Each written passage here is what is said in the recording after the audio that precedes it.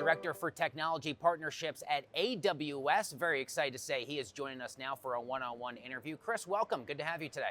Thank you for having me. I'm really excited for the conversation. So I want to start the conversation with a look at Amazon Q. This is your generative AI assistant specifically for businesses and organizations. How are AWS partnerships and partners using Amazon Q? So we're seeing our Q franchise used in a variety of ways. We see a lot of applications that will embed Q directly into their application itself. So have a kind of enriched chatbot type of experience. So it's sitting there and it's providing additional information to the buyer. And then we see people using things like Q Developer to provide code augmentation, code assist. A good example of that, GitLab is a great example where you can be developing in GitLab, and then if you need to have code generated on the fly alongside your pipeline development within GitLab, you can now do that because there's an integration between Q Developer and GitLab. And so we're seeing all kinds of really novel use cases, and of course, people are even embedding it underneath the hood. And so we'll see plenty of software that'll be available where we'll have our Q products underneath the product to actually provide better search capabilities, better vectoring, and so on. So we're seeing all kinds of really cool use cases, and the sky's the limit right now in terms of what we're doing with Q. Well, speaking of sky's the limit, $1 billion in total contract value. This is nothing to sneeze at for huge names like Salesforce and Snowflake. How is AWS Marketplace minting these billion-dollar software sellers? Yeah, I mean, AWS marketplaces in general are the new way for people to acquire technology. It brings all the sellers together so buyers can see everything in one place. And then one of the things that we really focus on with marketplaces is having a deeper integration experience to the rest of AWS. And so when you go and buy products that you just mentioned, it's actually a better experience. It's easier to install, easier to get up and running. A great example of that, so Databricks is a really good example where they've done a lot of integration with AWS Marketplace. So now when you're in the Databricks environment, you can actually click on a button that says buy with AWS. It sends that spend directly over to AWS. And then we've done deep integrations where it usually used to take upwards of 70 clicks to actually get a product like Databricks installed on AWS. We work with them to streamline that. So now it's down to 3 when you buy it through AWS Marketplace. And so when you put that all together, what we see is on average, our sellers that sell through Marketplace see an 80% larger deal size. Their efficiency in terms of closing deals goes up by 27%.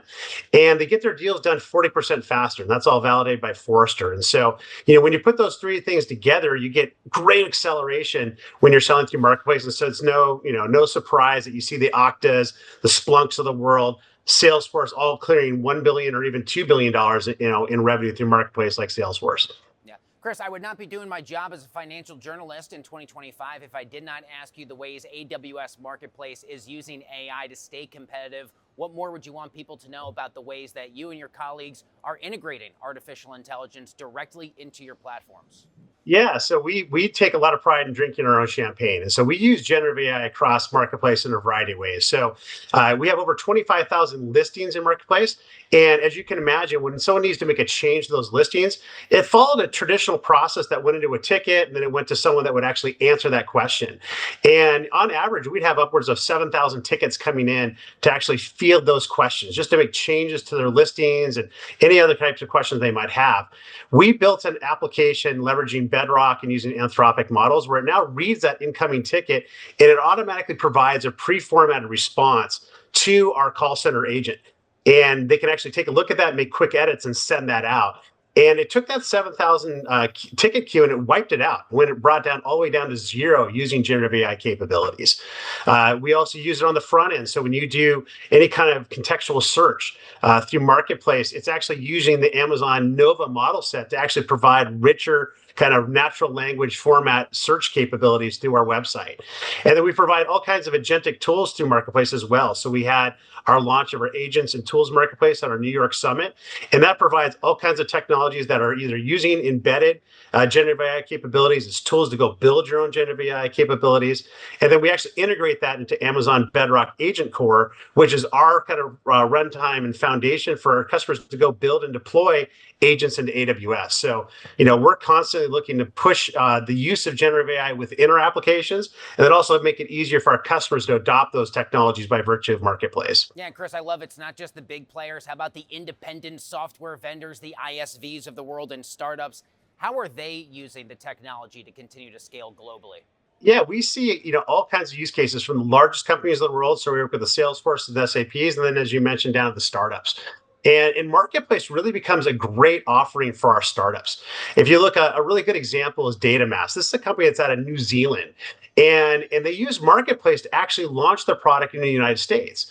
And if you think about what they would have had to do without Marketplace, they would have had to figure out, how do we incorporate in the United States? How do we figure out the taxation laws? How do I find partners in that area? Marketplace streamlines all of that. And so it really provides this awesome leveling effect for these startups where now they can compete with the largest players in their space because Marketplace provides the same compensation model to our field and provides all this great benefit that they can ride on the backs of AWS Marketplace. And so that's a really good example. Drata, if you look at the inverse, they're a great example of an ISV built in the United States. They took their business from zero to $100 million in ARR in 4 years. And they use Marketplace as their primary route to market.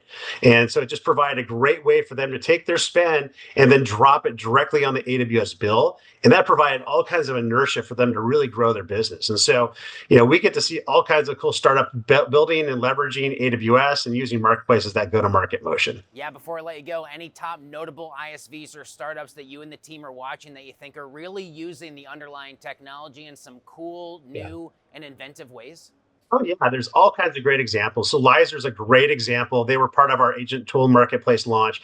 They provide a framework for customers to actually go and build these agents, right? If you take a look at agents in general, it's kind of the new form factor for how customers are actually going to deliver technology. And so they need the tools to go build these agents. And so now you can use technology like Lizer. You can build those technologies. Then you can actually use Amazon Bedrock Agent Core to then go deploy those. And so really good examples there. We're seeing a lot of our existing born in the cloud ISVs. You look at Snowflake or an Elastic as an example, or even Atlassian, they're continuing to build those tools in. So now you have an agentic offering that they can use for all their existing technologies. So really cool adoption. It's really seen an explosion. When we launched the AWS Marketplace for agents and tools, we had over 1,000 listings that are now part of that catalog. To put in perspective, when we launched our SaaS catalog, we launched with 50. And so you can see this explosion of different technologies that are being offered by virtue of agentic offerings. So really cool kind of thing to be part of right now, and really excited about where it's going to go. And I'm really excited you took the time out of the busy schedule there in the northwest of the U.S. in Seattle to join us today. Chris Grusz of AWS, thanks a lot for being here. Continued success to you and the AWS team, and best of luck to those Seattle Seahawks. Chris, thank you.